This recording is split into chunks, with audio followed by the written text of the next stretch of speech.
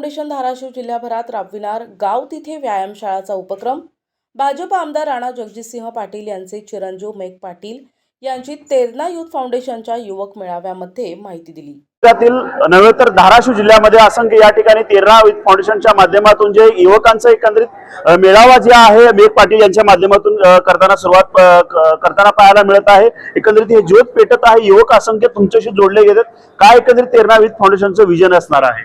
जी, आपण Terna youth foundation तर्फे 4 क्षेत्र घेतलेत, ज्याच्यात आपण आपलं मेन फोकस असणार आहे। एक तर व्यवसाय जेवढे आपले स्कीम्स आहेत, PMEGP, CMEGP, अण्णासाहेब पाटील, युवकांना कशी याच्यात मदत करू शकणार, कसे स्कीम थ्रू लाभ लोन मिळवून घेऊ शकणार, त्याच्याबद्दल एक विषय। दुसरं म्हणजे शिक्षण। आपलं प्लॅन हे आहे की मार्च मध्ये आपण गाव तिथं वाचनालय हे उपक्रम चालवणार आहे। तिथं गावात स्पर्धा परीक्षेची पुस्तकं आणि तसंच कोचिंग क्लासेस गावापर्यंत पोहोचवणं हे आपलं नेक्स्ट मिशन असणार आहे। तिसरं म्हणजे नोकरीसाठी आपण दर आठवड्यात ज्यांनी युथ फाउंडेशन मध्ये रजिस्टर केलंय ह्यांना आपण जॉब लिस्टिंग वेकेन्सीचे मेसेजेस पाठवतो। आणि तसंच सिव्हिल इंजिनियरची मागणी असेल, शिपाईंची मागणी असेल, मेडिकल ऑफिसरची मागणी असेल, ते आपल्यापर्यंत पोहोचवतो।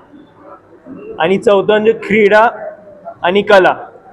क्रीडासाठी आपलं हे प्लॅन आहे की तेरणा युथ फाउंडेशन तर्फे आपली क्रिकेट, बॅडमिंटन, कुस्ती आणि व्हॉलीबॉल ची टीम बनवणार आहे। तालुका वाईज तुळजापूर, नळदुर्ग, तुळजापूर, धाराशिव, कळंब सध्या, आणि पुढे जाऊन जिल्हाभरात आपल्याला हे टीम बनवायची आहे। मी हे आवाहन करतो, ह्याच महिन्यात आपण गाव तिथं जिम हे उपक्रम सुरू केलं। ज्यांना जिमची गरज आहे, व्यायामशाळेची गरज आहे, आपल्याला ही मागणी आहे की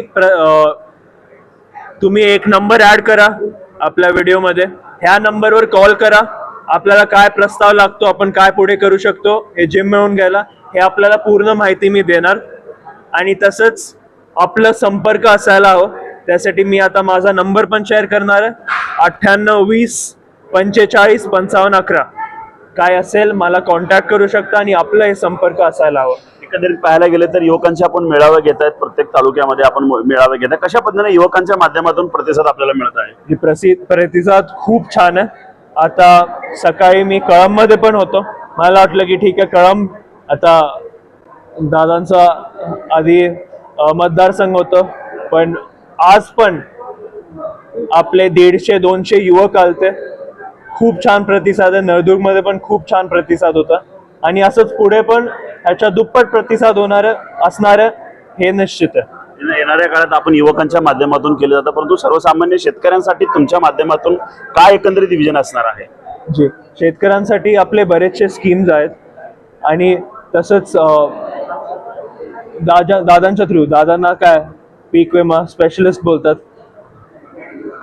दादांच्याच नेतृत्वाखाली आपण काम करणार आहोत, युथ फाउंडेशनचं काम करणार आहोत।